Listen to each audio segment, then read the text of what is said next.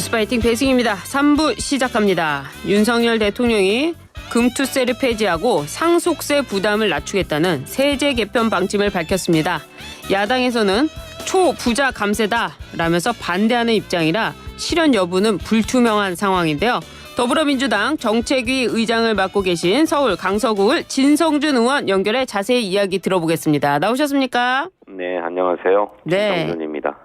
금투세 이야기부터 좀 해보도록 하겠습니다. 윤 대통령은 금투세를 폐지하자는 입장인데 민주당 입장은 어떻습니까? 네, 결론부터 말씀드리면 네. 예정대로 시행되어야 된다라고 하는 생각을 갖고 있습니다. 여러 우려들이 나오기 때문에 그에 대해서는 일정하게 손을 봐야 될 부분이 있겠습니다만 큰 틀에서는 정책적 일관성이나 또 시장의 예측 가능성 등을 생각하면 예정대로 시행하는 것이 바람직하다 이렇게 보고 있습니다. 그래요.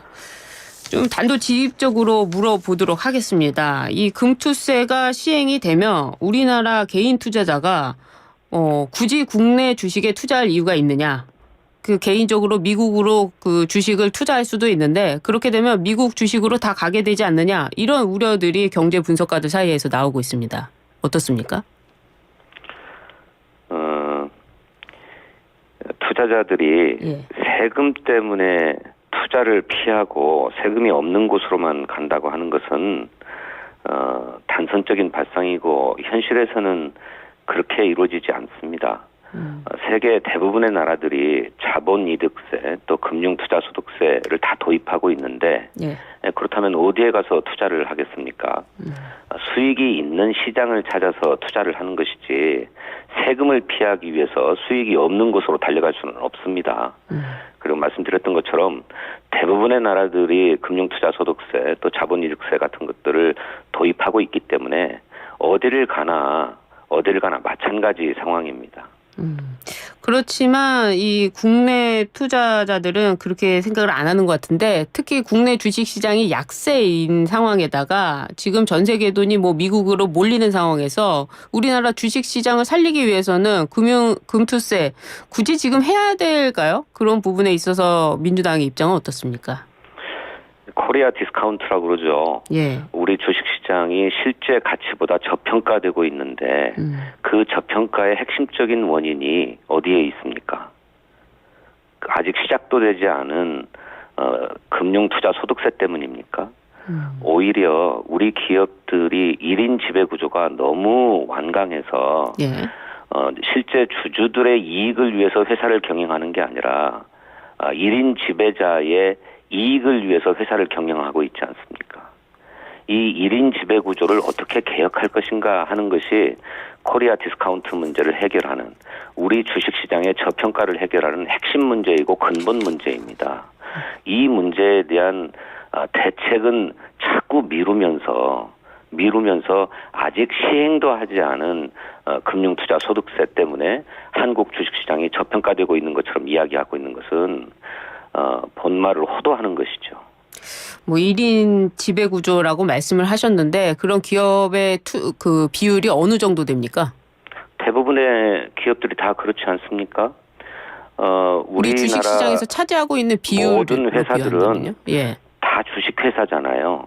근데 이 주식회사의 실제적인 지배구조를 보면 주식 지분의 51%도 아니고 겨우 한 1 내지 3%를 가지고 기업 그룹 전체를 지배하는 양태로 보이고 있잖아요.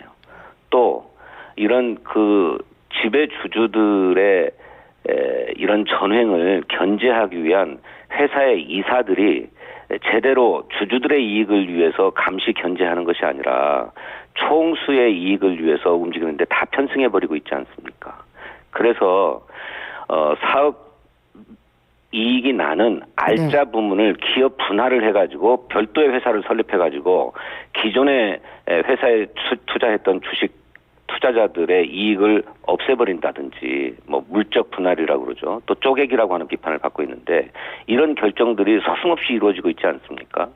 이렇게 주주의 이익을 배반하고 총수의 이해에 따라서 결정하는 이런 행태들을 바로잡지 않고서는 시장의 가치를 제대로 평가받을 수 없다고 생각합니다.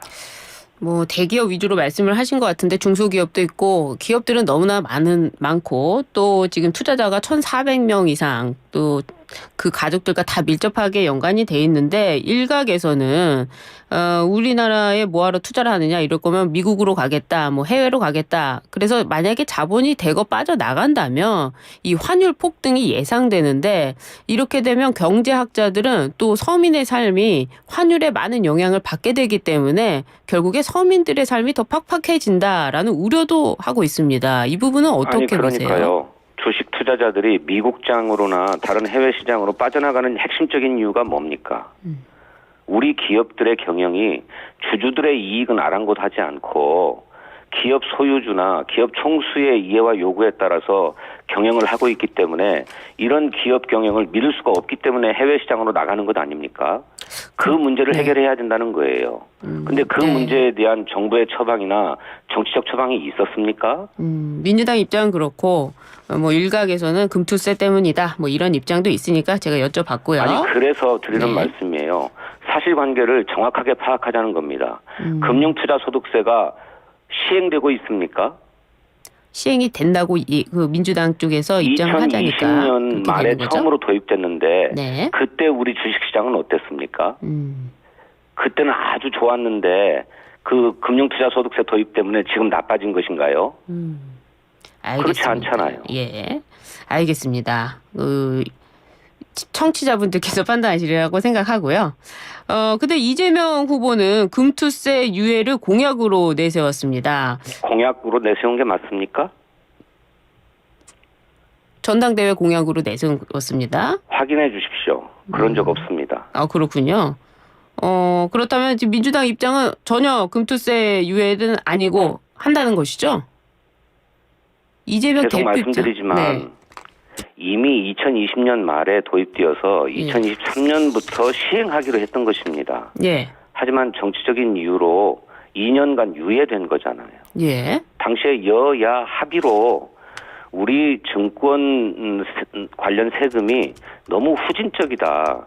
전 세계 거의 모든 나라들이 증권 거래세는 폐지하고 그 대신에 자본이득세라든지 금융투자소득세를 도입하고 있는데 우리 세제는 증권거래세를 유지하고 있다. 이런 세제를 현실화해서 자본시장을 육성해야 되겠다라고 하는 취지로 도입된 게 금융투자소득세입니다. 예. 또 우리나라 금융 관련 세금은 금융 상품별로 전부 달라요.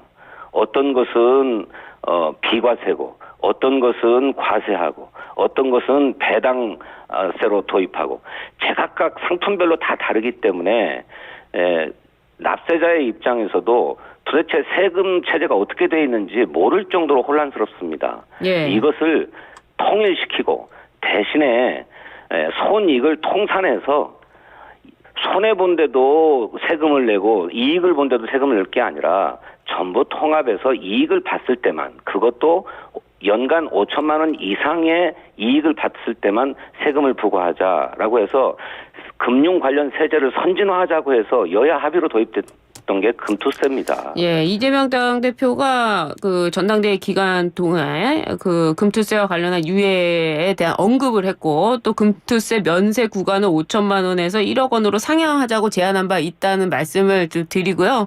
네, 공약은 아니었다고 예, 정정해 드리도록 하겠습니다. 네, 알겠습니다. 언론의 질문과 토론 과정에서 그런 네. 당신의 견해를 말씀하셨죠. 아, 그렇습니다. 그럼 민주당 입장은 아니라는 거죠? 그렇습니다. 그거는 네. 이재명 후보의 개인적인 입장이고 다만 그런 의견들, 다양한 의견들이 당내에 있기 때문에 네. 그런 의견들을 수렴해서 당론을 정할 예정입니다. 그렇습니다. 금투세는 기관과 외국인 투자자에게는 적용되지 않고 오직 개인 투자자에게만 부과된다는 이유로 불공평하다라는 입장도 있는데요. 우리나라 시장에 대한 매력이 떨어지기 때문에 결국 외국인도 영향을 받을 수 있다. 이런 우려도 나옵니다. 이런 우려는 어떻습니까? 오해가 있으신데요. 네. 기관 투자자들은 이미 그 주식 투자 소득을 포함해서 예. 기업의 영업이익에 대해서 법인세를 내고 있습니다. 네. 거긴 주식투자소득도 포함되어 있는 거예요. 그러니까 별도로 금융투자소득세를 내라고 하는 것은 이중과세가 됩니다. 예. 외국인의 경우는 거주지 국가에서 세금을 내는 것이 전 세계의 원칙입니다. 예. 우리나라 국민도 마찬가지예요. 미국 시장에 투자했다고 해서 미국에 세금 내는 게 아니고 우리나라에 세금 냅니다. 그러니까 이거 잘못됐다라고 얘기하는 것은 세계적 원칙을 흐트리는 일이죠. 그래요. 네, 그래서 그 예. 오해라는 점을 분명하게 말씀드리고 그래요. 제가 예. 앞서도 말씀드렸던 것처럼 거의 세계 모든 나라에 자본이득세 또 금융투자소득세가 도입되어 있습니다. 어디고 이게 선진 금융세제라는 거예요. 그러니 이걸 피할 방법은 없습니다. 네, 뭐, 우리나라도 예. 뒤늦었지만 네. 금융세제를 선진화하자 해서 도입된 게 금투세다. 그리고 이 금투세를 부과받는 분들은 아까 말씀드렸던 것처럼 연간 소득이 5천만 원 이상인 그야말로 거액 자산가들에 해당하는 것인데 이것이 전체 주식 투자자 1,400만 가운데 1%도 안 됩니다. 99% 대부분의 소액 투자자들은 해당 사항이 없어요. 네. 아무 문제가 없습니다.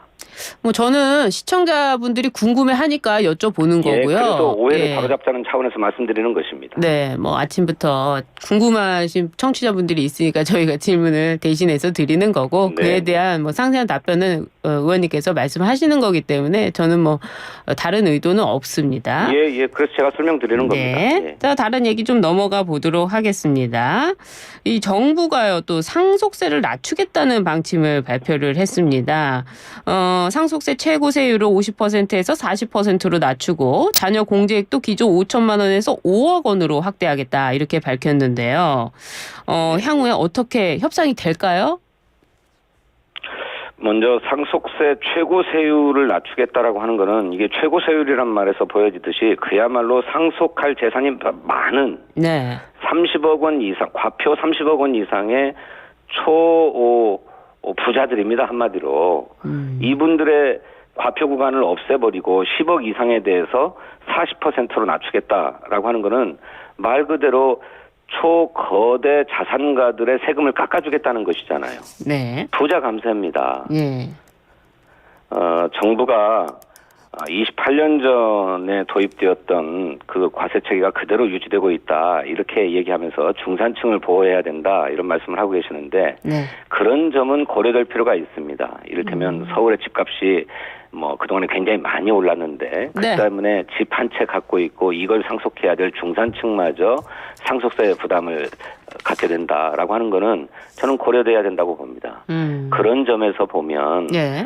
일괄공제의 한도를 높여서 예. 중산층의 부담을 덜어주는 문제는 검토할 필요가 있다고 생각하는데 지금 정부가 내놓은 방안처럼 그야말로 초부자들의 세금을 깎아주는 방식으로는 우리 사회의 부의 대물림의 문제, 그 때문에 발생하는 기회의 불공평 문제를 해결할 수 없다고 생각합니다. 우리 사회의 예. 지속 가능한 발전을 위해서 또 부모의 재산 유무 때문에 출발선이 달라지는 문제, 이런 기회의 불공평의 문제는 반드시 손질돼야 된다. 저는 그렇게 생각합니다. 그것이 꼭 상속세로 부과되는 건 아닌 것 같은데 일부에서는 이런 입장도 있습니다.